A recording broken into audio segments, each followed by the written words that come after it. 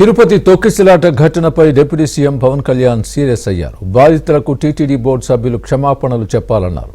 వీఐపీలకు బదులుగా సామాన్యులపై focus పెట్టాలంటూ TTD అధికారులకు Pawan class పీకారు.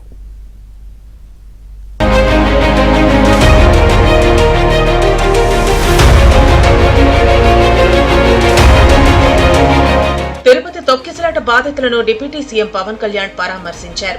బాధితులకు ఏపీ ప్రభుత్వం తరపున పవన్ క్షమాపణలు చెప్పారు. ఎప్పుడు ఇలాంటి దుర్ఘటన జరగలేదన్నారు. పోలీసులకు ఇంకా క్రౌడ్ మేనేజ్మెంట్ అలవాటు కాలేదని పవన్ ఆగ్రహం వ్యక్తం చేశారు. అదే సమయంలో టీటీడీ ఈవో శ్యామలరావు, తిరుమల ఏఈఓ వెంకయ్య చౌదరి మధ్య గ్యాప్ ఉందన్నారు.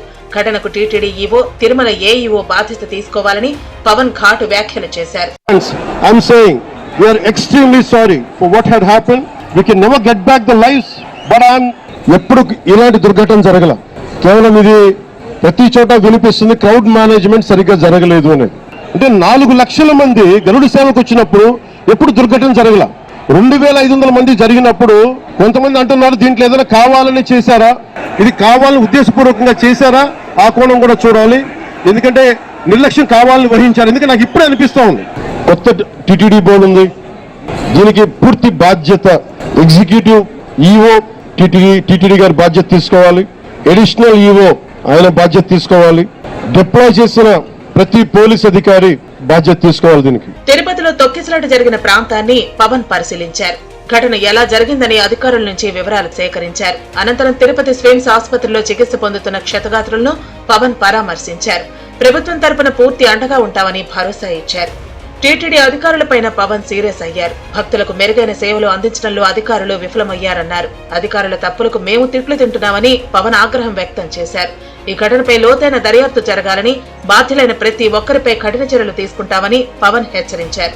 మనకి విఐపీ ఫోకస్ నుంచి కామన్ మెన్ ఫోకస్కి వెళ్ళాలి.